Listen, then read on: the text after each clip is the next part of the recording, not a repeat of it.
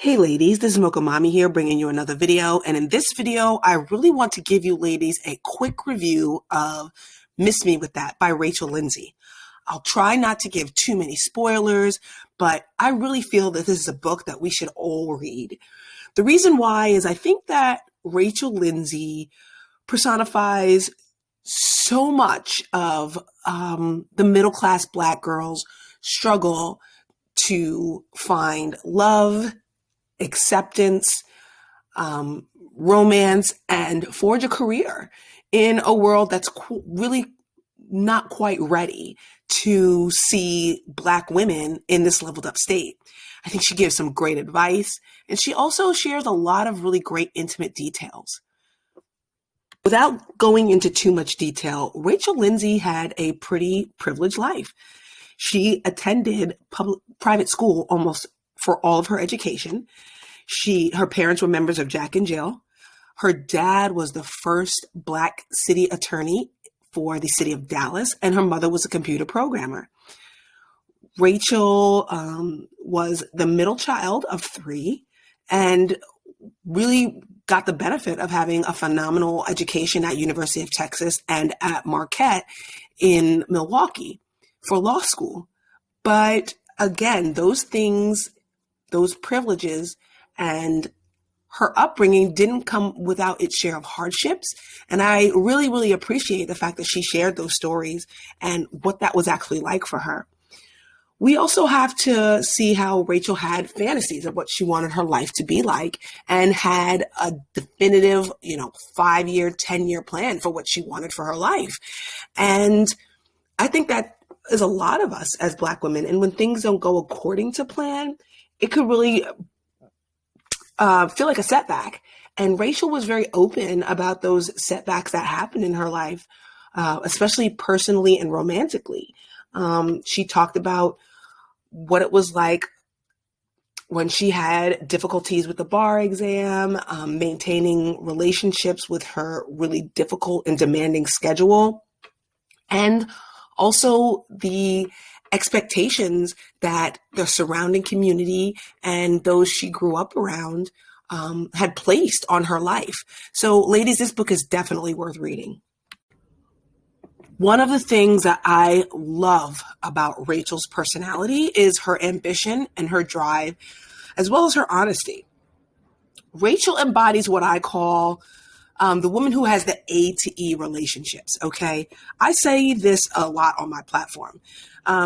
Some people want their relationships to be from A to Z, but some relationships are only A to E because you can't F with everybody. Rachel understands this.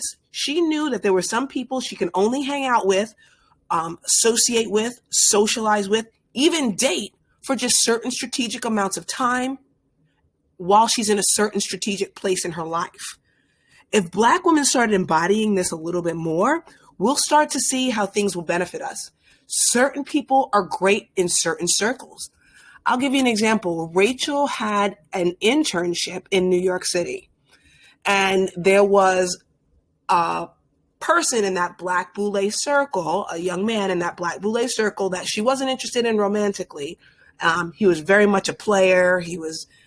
But because they were part of the same circle, he kind of helped her to navigate the social side of New York City while she was applying for her first job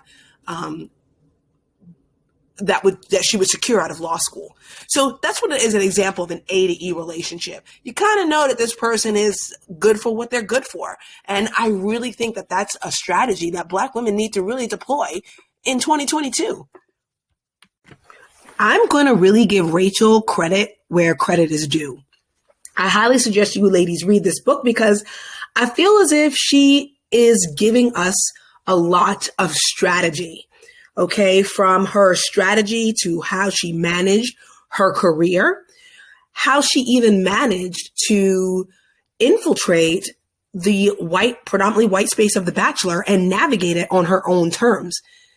Even from the first impression rose that she had gotten from Nick on the season 21 of The Bachelor, strategically, she maneuvered that by using her knowledge of sports to make a memorable first impression. So again, we have to give it to Rachel for strategy. Also, how she strategized making money in this woke culture by doing her higher learning podcast. And you're going to really see she's signaling to us in a lot of things, especially with some of the language she uses. It's very nuanced. It's not in your face, but it's very subtle in the way she's talking to us Black women, because I really do feel that she's familiar with Level Up. I really do feel that she's familiar with the manosphere and with divestment, but we have to listen to it and read between the lines and pick up what it is she's laying down, because she's going to say it without really saying it. And when you ladies read the book, you're really going to see. One of the things I really respected in this book was Rachel articulating her desire to marry a brother of the Omega Psi Phi Fraternity Incorporated. Okay, so I really think that it's important to notice that the history that she had laid out for us in her book, simply because, you know, we're talking about these Black Greek life relationships that has over 100-year tradition in our country, right? This comes from a tradition that raised a lot of Black families, that created a lot of Black affluent communities that may have been reflective of someone's family structure. This could have legit been your aunt and uncle, your mother and father, your grandmother and your grandfather, that church pastor and first lady who were like surrogate parents to you.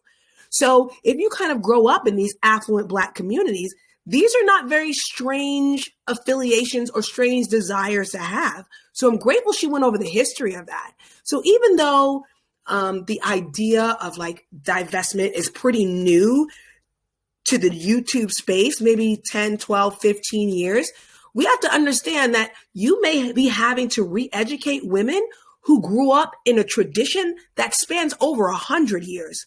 So I really think that there needs to be some compassion and some context for understanding why there are some Black women who come from two-parent Black homes who may have a hard time understanding where you're coming from, or may be slow to come around to where it is that ladies in the divestment movement are coming from.